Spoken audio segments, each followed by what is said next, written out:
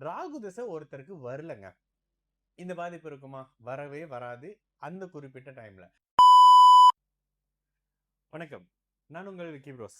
நமக்கு எண்கணி ஞானத்தையும், வேத ஜோதிட ஞானத்தையும், ஆன்மீக ஞானத்தை வழங்கிய அனைத்து குருமார்களுக்கும் நன்றி. அண்ட் அதே வேளையில் இது ஒரு ஜோதிட விளக்கு வீடியோ விருப்பம் உள்ளவர்கள் தொடர்ந்து பார்க்கலாம். நமது Vicky Bros astrology YouTube, TikTok, Facebook மற்றும் இன்ஸ்டாகிராமை ஃபாலோ பண்ணியிருக்கக்கூடிய அனைத்து தோழிகளுக்கும் நமது நன்றிகள். ஒரு கேள்வி.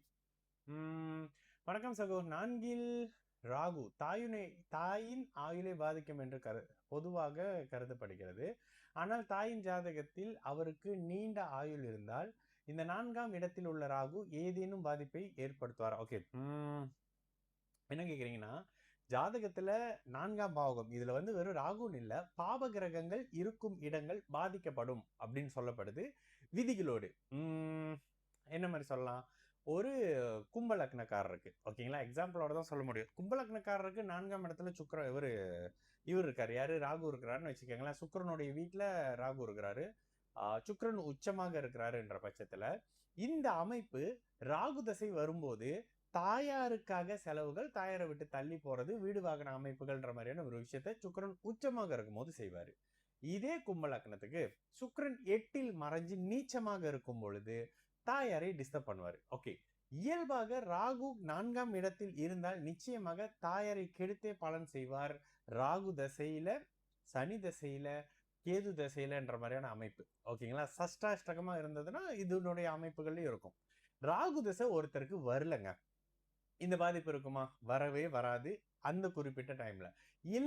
இளம் வயதுல, ஓகே, இதுல இன்னொரு விதியும் இருக்கு. நீங்க ஒரு விஷயத்தை கணிப்பதற்கு பாவகம், பாவகாதிபதி, காரக பிளானட்டா நீங்க பார்க்கணும். ஓகே, எந்த லக்னத்துக்கும் 4ல் ராகு இருந்தாலே அம்மா டிஸ்டர்ப் ஆயிருவாங்களா? தாயார் டிஸ்டர்ப் ஆயிருவாங்களா?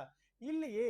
பாவகாதிபதி உச்சமாக இருந்தாலோ, சந்திரன் கடகம் வலிமையா இருந்தாலோ இந்த அமைப்புகள் நடக்காது இல்ல. ஆனா அப்ப ராகு இருக்கக்கூடிய அமைப்பு, நீங்க தாயாரை இழக்க போறீங்களா? தாயாரை பிரிய போறீங்களா? தாயார் இல்லாம போக போறாங்களா? தாயாருக்காக செலவு வரப்போகுதா என்ற அமைப்புகளை 4ஆம் பாவகத்தினுடைய தன்மையும் பாவகாதிபதியும் சந்திரனும் சேர்ந்து முடிவு பண்ணுவாங்க. இதுதான் ஒரு அமைப்பு. காரக பிளானட், பாவகம், அதிபதி, இந்த 3 அமைப்புகளை நீங்க செக் பண்ணிக்கிற போது வெறும் ராகு மட்டும் இந்த இடத்துல எப்பொழுது கொடுமையான அமைப்பை செய்வாரு? ராகுவும் இருக்கிறாரு, சனியும் பாக்குறாரு, செவ்வாயும் பாக்குறாரு, சந்திரனும் அமாவாசையா இருக்கிறாரு.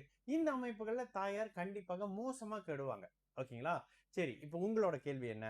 4லயும் ராகு இருக்கு, தாயாரோட ஜாதகத்திலே நல்ல வலிமையான ஜாதக அமைப்பா இருக்கு அப்படின்ற பட்சத்துல அந்த ஜாதகர் ராகு தசை வரும்பொழுது தாயாரை விட்டு பிரிஞ்சு போகக்கூடிய அமைப்பு, திருமணமாகி கல்யாணமாகி போகக்கூடிய அமைப்பு, இதுவும் பிரிவு தானுங்க. இதே அமைப்பு 9ஆம் இடத்துல சனியோ ராகுவோ இருந்து சிம்மம் பாதிக்கப்பட்டிருந்தாலும் கூட தந்தையை விட்டு பிரியக்கூடிய அமைப்பு அப்படின்ற அமைப்பு வரும்ல. அப்போ ஒட்டுமொத்தமாக 4ஆம் பாவகம் கெட்டு போச்சுங்க. ஆனா 4ஆம் இடத்துக்கு இருக்கக்கூடிய சுபர் தொடர்பு, 4ஆம் அதிபதியின் நிலை, சந்திரனின் நிலையை வச்சு நீங்க தாயையும், 9ஆம் இடம் அப்பான்னு வரும்போது சூரியனும் சிம்மத்தையும் கூட நீங்க அங்க வச்சு பார்க்கக்கூடிய அமைப்புகள்னு வரும். இது வெறும் ராகுங்க. தாயாரை பாதிக்குமான்னு பார்த்தா தாயார் நல்ல ராகு தசையில தான் நல்லா இருப்பாங்க. என்னன்னு பார்த்தா வீடு கொடுத்து உச்சமா இருப்பாரு, அப்படி இருப்பாரு, இப்படி இருப்பாருன்ற பட்சத்துல சந்திரன் வேற பௌர்ணமி, கடகம், அப்படி இப்படின்ற மாதிரி தகன்னு இருக்கும். இந்த இடத்துலதான் பொதுவாக ஒரு வார்த்தையில சொல்லக்கூடிய சில ஸ்டேட்மெண்ட் நீங்க இப்படி ராகு 4ல இருந்தா அம்மாவுக்கு பிரச்சனைன்னு பார்த்தா அம்மா ஒரு பின்னி பெஞ்சிக்கிட்டு இருப்பாங்க, ரிஷப லக்னமா இருப்பாங்க, இல்ல கடக ராசி ரிஷப லக்னமா இருப்பாங்க, இல்ல ரிஷப ராசி ரிஷப லக்னமா இருப்பாங்க. சந்திரன் கூடுதல் சுபத்துவ நிலையில இருக்கும்போது பெரிய பாதிப்பு அமைப்புகள் இல்லாமல் இருக்கும். அப்போ ஒரு வார்த்தையில ஒரே விஷயத்துல யாராவது ஜோதிடத்தை சொல்றாங்கன்னா தயவு செஞ்சு நம்பாதீங்க. இங்க ஹோனஸா சொல்லணும்னா, உண்மையிலே சொல்லணும் அப்படின்னா, பாதி பேருக்கு ஜோசியம் தெரிய மாட்டுது. சில பேரு லிப் மூமெண்ட் கொடுக்குறாங்க. சில பேரு ஜோதிடத்துல எல்லாரும் சொல்றாங்களா, இப்ப நம்மளும் அந்த பதிலே காப்பி அடிச்சு சொல்லிடுவோன்ற மாதிரியான நிலைப்பாட்டுல இருக்கிறாங்க. இதனை தரம் பார்த்து பிரிக்கிறது உங்க கையில தான் இருக்கு. ஆனா உங்களுக்கு நேரம் கட்ட நேரம்னா என்ன பண்ணுவீங்க? இந்த மாதிரி தலைவலியான ஆளுகிட்ட, டப்பிங் பேசுற ஆளுகிட்ட போய் மாட்டிக்குவீங்க. இந்த மாதிரி அமைப்புகள் இருக்கும். கவனமாக இருங்க. உண்மையிலேயே ஜோதிடத்துல ஒரு விதியோடு அந்த அமைப்புகள் பொருந்தாத நிலையில இருக்கும். உண்மையிலேயே நீங்க அதை பார்க்கலாம். சரிங்களா? நான் உங்களுக்கு ப்ரோஸ். நல்லது நடக்கும். எல்லோரும் நல்லா இருப்போம்.